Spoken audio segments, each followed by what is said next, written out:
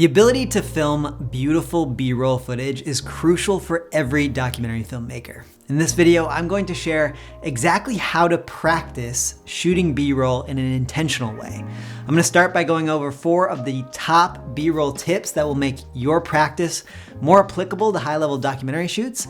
And then at the end, I'm going to share an exercise that I've used over the past decade that has helped me level up my B-roll skills and land cinematography jobs on films for National Geographic, Hulu, HBO, and more. Most people who say they want to be documentary filmmakers are not getting nearly enough practice in each part of the filmmaking process, and that definitely goes for cinematography. I have consulting calls all the time with early career filmmakers, and so many of them are just not getting out there every day and filming. There's a lot of people talking about shooting footage and making stories, but not a whole lot of doing it. So that's the first step. Even if no one is paying you or asking you to document a story, you need to get your camera in your hands, shoot footage, and then work with it in the edit. Now, for those of you who are getting reps and practicing, in this video, I wanna make sure that your practice is intentional. I wanna make sure that the things you're practicing are relevant and applicable to high-level documentary projects. And that is why my first tip is to shoot sequences. Films are made up of sequences of shots. So if a single shot is like a sentence in a story, a sequence is like a paragraph. When you're filming, you should always be thinking about how individual clips can be edited together into a sequence to move the story along. In other words, when you're out there practicing B-roll, don't just go out there looking to get one banger shot. Don't go out there just trying to capture a couple epic but disconnected moments that you can throw on your Instagram story. Because that's not really how documentary cinematography works. You're not gonna get hired on projects to get 1 or 2 epic shots with B-roll. Maybe you can get away with that as a photographer, but not as a cinematographer. When you're getting paid to work as a cinematographer on documentary films, you will be tasked with filming sequences. You will be expected to film a ton of individual clips, otherwise known as getting a ton of coverage, that can be edited together in a way that moves the story forward. So as you practice, worry less about the impact of each individual frame, and I want you to think more about the impact of how all those frames edit together into a sequence. To make this tangible, let's look at a sequence that I filmed 4 years ago while I was on a backpacking trip with my brother and a friend. The full video here is in the archives of the channel if you're interested, but I'm really showing it because it is a perfect example of a fun project that I made purely for the memories and to practice my cinematography skills.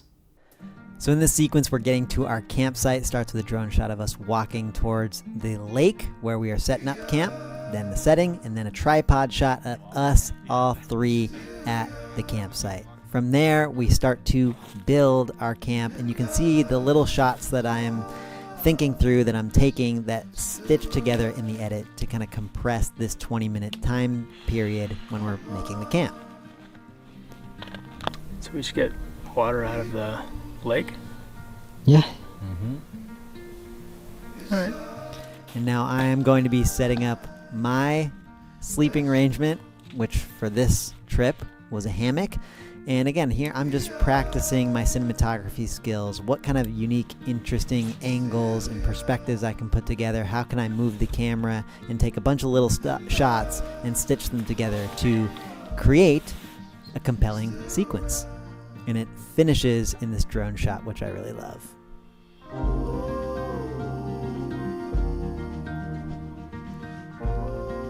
And there you go.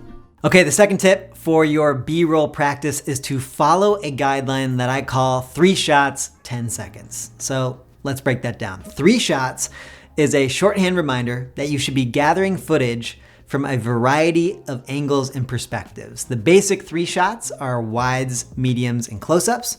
And 10 seconds is a shorthand reminder that you should be holding your shots for at least 10 seconds so that you have editing room to play with on either end of the clip. It can be really easy when you're practicing your B-roll filming to get stuck on one focal length or get stuck at a certain distance away from the subjects you're filming. But if you want to get into the habit of shooting B-roll the way that you'll be expected to film on high-level documentaries, you need to constantly be oscillating between wides, mediums, and tights. This will help with tip number 1, which was to film sequences. And not only should you get your wides, mediums, and tights, but you should also be constantly thinking about how you can film something from a new perspective. I'm talking low angle shots, high angle shots, bird's eye view shots, point of view shots. The goal here is to film things in a way that will make your audience lean in and see the familiar in a new way. Here's an example of the many angles and perspectives that I shoot, and this is taken from a story I recently filmed for Business Insider about garlic production, one of the largest garlic production factories in the world. Okay, so in this one, I just encourage you to really watch for the variety of angles and perspectives that come together to showcase how garlic is being produced in this factory. Workers wheel it all in. We start with a drone, These wide. 2,000-pound bins. Another one wide, then cut to medium. It's 90 degrees in here. Pan wide. Heat loosens up the skins, so these scraps can fall off. Wide to tight. Then, the garlic goes onto this conveyor belt. Because garlic is a root crop, Couple sometimes close-ups you're going there. to have some staining all around the skins, and it's our job to make it give Stand that up perfect with our main appearance that subject. you're used to at the market. Cut to a Ken medium. runs sales for the ranch and checks that all the bulbs look Tight. packaged pretty.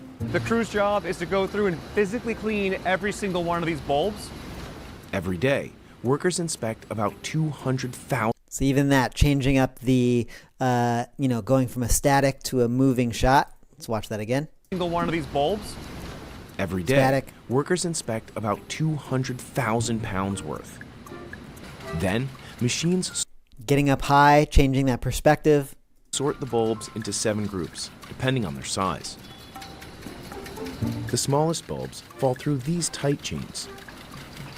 As the links get bigger, they let in bigger bulbs. You're going to have the largest bulbs coming here on the left lanes, and as we go to the middle lanes, we'll have the middle-sized bulbs, and on the far right, we're going to have the smallest bulbs that we're going to pack for our customers. And there you go. All of that comes together to create a compelling scene. The third tip for your B-roll practice is to use different tools to get different styles of shots. As a documentary cinematographer working at a high level, you are expected to know how to get great handheld footage. Absolutely. But you're also expected to, at a moment's notice, know how to use a gimbal, drone, slider, how to create a beautiful still frame on a tripod, how to shoot time lapses, how to shoot slow motion. It's absolutely fine if you don't know how to use all those yet. But as you develop your skills, I urge you to increase your comfort level with all tools and styles. And getting out and practicing on your own is a great way to do that. It's much better to make all those mistakes alone in your backyard than on set when all the pressure is on you. And the fourth and final tip before we get into the exercise is to communicate a message. This might be the most important one of all. I just really want everyone out there watching right now to break the habit of stepping out of your house just looking to get a sick shot that will get a ton of likes. Don't just look for cool lighting. Don't just go out there looking for cool composition. Now, I'm not saying that the ability to recognize interesting lighting or composition isn't important. It absolutely is. But what I'm saying is that everything in documentary filmmaking goes back to story. All the shots should support a message. All the shots should support and be informed by themes. They should serve emotion. So what makes lighting compelling or what makes composition exciting in a documentary are the ways that they relate to the film's message. They aren't just interesting in and of themselves. That is why I need you to start working on your B-roll footage with the intention of communicating something. That something can be an emotion you're feeling. It can be drawing attention to something as simple as a flower in your house. But choose your shots, choose the way you're filming those shots and the way you're editing them together based on the message you want to communicate. Don't just go out there and gather cool shots and figure out what you want to say later. If you do all these things while you practice, you're absolutely going to set yourself up for success when you're taking on professional documentary jobs. Okay, now let's jump into a B-roll exercise, which has been incredibly useful for me over the years as I've been developing my skills and my confidence level with different tools of the trade. And if you try this exercise, my email is open. I'd love to see what you create. So this exercise is one that I call a postcard. I started making video postcards when I graduated college, and I was looking for ways to not only practice shooting B-roll, but also to share with my mom where I was in the world and what I was up to. My mom is my best friend, so she always needs to know what's going on. The idea of a video postcard is to share your emotional state within a certain location at a certain time, and to do so with no words, just B-roll footage, ambient sound, and music. So here's an example of a postcard that I made from Times Square in New York City back in 2020, right before the whole city shut down due to the pandemic. In this video, you're gonna see me practicing all 4 of the tips that I just spoke about. All right, so let's give it a watch. All right, let me pause real quick and just communicate the message that I was trying to deliver when I went out here to Times Square, and I wrote this down. It says, Times Square, look up and it's the poster child for consumerism and capitalism. Look down and it's an image of diversity and creativity. Look all around and embrace the absurd. And that was inspired by a sign that I'd seen in Times Square, which you'll see here in a second. And I'll also note, and maybe you'll be able to feel this in the piece, is that a lot of the postcards that I made while I was in New York reflect the feeling of like me feeling out of place, a little bit of loneliness, a little bit of isolation, a little bit of contemplativeness.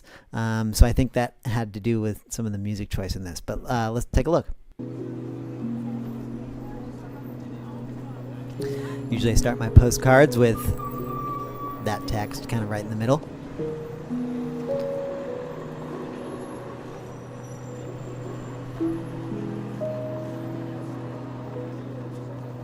You should see a mix of the handheld, of the gimbal.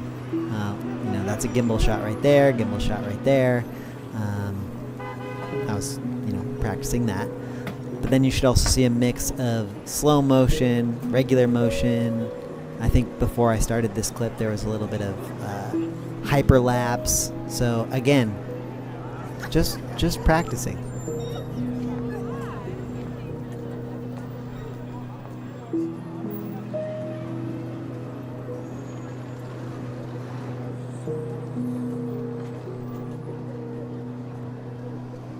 I believe I shot this on the old Sony a7S II with the 24-70 lens. I love that shot right there of the family FaceTiming, loved ones, embrace the absurd. These postcards are so fun to just kind of like train your sense of attention. What in a space connects with you, do you find compelling, that you want to try to document?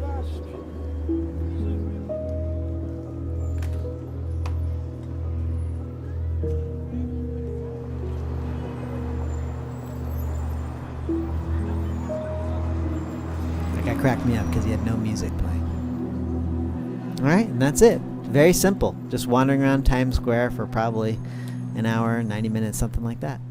And that is an example of a postcard. I have filmed postcards everywhere from New York City to the California coast to Amman, Jordan to the Great Wall of China.